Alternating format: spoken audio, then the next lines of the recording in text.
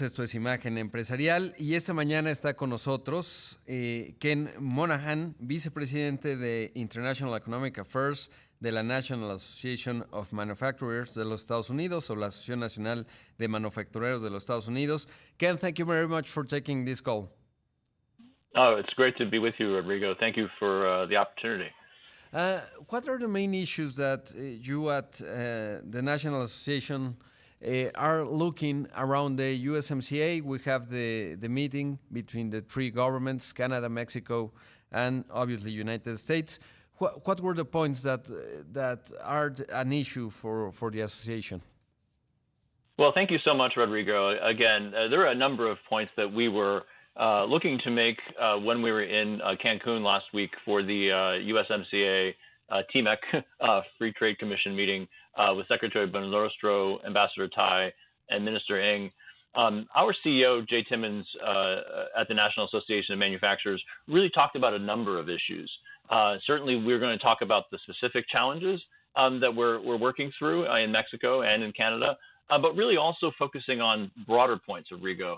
The importance of democracy, the importance of supporting our way of life, of pointing out that we share common values, and the importance of the power of markets and an individual's right to determine their destiny. And just talking about how open trade has benefited manufacturers, not just in the United States, where I am, but also across North America, Mexico, and in Canada. And talking about how manufacturers contribute $3 trillion US dollars to our economies, and more than $2 billion worth of manufactured goods cross our borders every day. So really at a high level, Rodrigo, it was really just talking about how important the connections are between our economies and how we can grow our economies together. Le pregunto a Ken cuáles son los puntos que les preocupan en términos, por supuesto, de la asociación. Me dice que el presidente de la asociación, bueno, pues hay puntos específicos, pero también puntos más amplios como la democracia, como los valores compartidos, como los beneficios y la contribución de los tres países. Algunos datos que me da Ken son que contribuye en $3 billones a las economías de los tres países y $2,000 millones diarios en comercio internacional y, por supuesto, la importancia que ello tiene. Ken, will you say that we're in a good track in terms of the USMCA from the manufacturing point of view, or are there political challenges? Because you were talking about the common values, the democracy. Sometimes we have political tensions in the three countries regarding free trade. What will be your evaluation around the progress and the relationship at this point?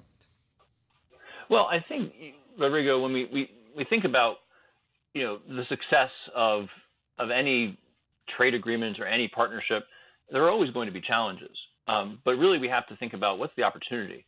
What are we? When we get past some of the political campaigns and political statements.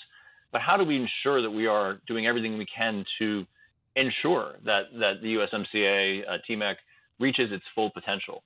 And so, I would say that there are some things we need to work on, but there's also taking a step back and appreciating just how much we do together. And so, yes, we need to be honest with each other, and we need to talk about those specific challenges. And that's what we were trying to do, certainly when we were in Mexico, in Cancun, was to talk honestly about the challenges that our industry is facing with respect to high spectrum fees, with respect to Mexico's energy policies, with respect to the restrictions on the import of genetically modified corn, delayed approvals of pharmaceuticals and other products. So we were very honest about some of the challenges that we're facing, with the agreements and just with the trade with Mexico. And as I said earlier, with Canada, but how do we resolve some of these issues so that we can grow more together? Le pregunto a Ken cuál es la evaluación y me dice, bueno, pues que evidentemente hay un acuerdo, ha habido grandes oportunidades, más allá de las campañas políticas hay que dar un paso atrás para evaluar, pero también hablar de manera honesta. Menciona ahí, por ejemplo, el alto costo del espectro en México, los temas que tienen que ver con energía, la parte de los decretos de maíz, por supuesto, el retraso en la aprobación de medicamentos, que son puntos que se tendrían que hablar. Now, in this dialogue, honest dialogue, what was the response of the Mexican government when you put these subjects on the table? Yeah, thank you, Rodrigo. The responses were, in our view, engaging.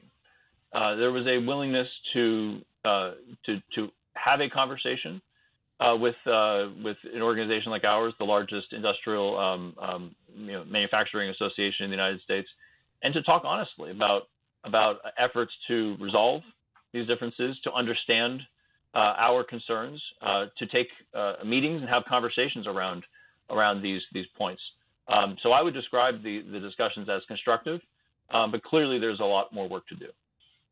Le pregunto a Ken cuál fue la respuesta a propósito de hablar con honestidad y de estos puntos que él mencionaba. Me decía que pues fue una respuesta en donde se notó involucramiento, en donde se tuvo esta conversación, se habló honestamente y bueno, pues hay que tener estos encuentros y sobre todo, bueno, pues fue constructiva la reunión, eso es importante, pero hay que trabajar mucho con respecto a ello. And what are the opportunities? Because obviously here in Mexico and in the whole North America, we're talking a lot about nearshoring, the necessity that have companies around the world, especially in manufacturing, to make this nearshoring, to make deep the alliance, the USMCA, in terms of the geopolitical scenario between United States and China, but also because nearshoring also responds to the problems that we see on the supply chain around the world because of fragility.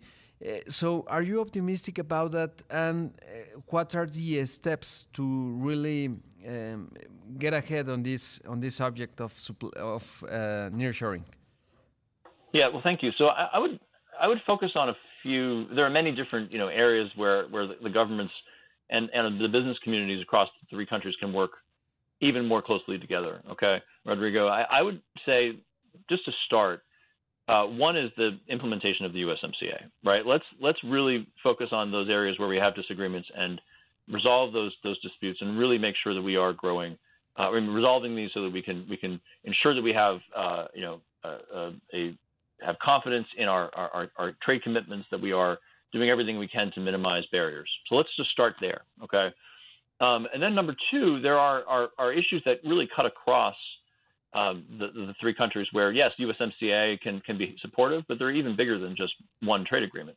Think about regulatory, making sure that we are putting in place, regulatory processes that are going to support industry and business in all three countries, that we are not having undue or unfair regulatory burdens that are not necessary to support jobs and workers and industry growth in the United States and Mexico and Canada. So let's focus on the regulatory side and ensure that we're cooperating on regulations as much as we can across the three countries. Let's focus on energy. Yes, there's a very serious energy dispute between Mexico and the United States and Canada, of course, with respect to Mexico's energy policies. But let's think bigger, and let's also focus on how we can ensure that we have all forms of energy in the United States. We can get energy transported from Canada, that we can be as competitive as a region as we can be, Rodrigo, so we can attract the kinds of investment that we want across North America. And then when it comes to workforce, we have a shortage of manufacturing workers in the United States. We have workforce challenges across the region. How do we support our workers, making sure that we are doing everything we can to ensure we have a competitive manufacturing workforce? So some of these things fall within the agreement, Rodrigo. Some of these are broader themes that we can make sure we grow together by addressing these challenges. Exacto. Bueno, ahí me responde rápidamente que un punto es la implantación, por supuesto, el acompañamiento regulatorio para soportar a los tres países, la energía y cómo podemos ser lo más competitivos y atraer la mayor inversión y, por supuesto, el aspecto y la dimensión del trabajo. Ken, thank you very much for the interview. Great. Thank you. Ahí escuchamos a Ken Monahan, vicepresidente internacional de Asuntos Económicos de la Asociación Nacional de Manufactureros de los Estados Unidos.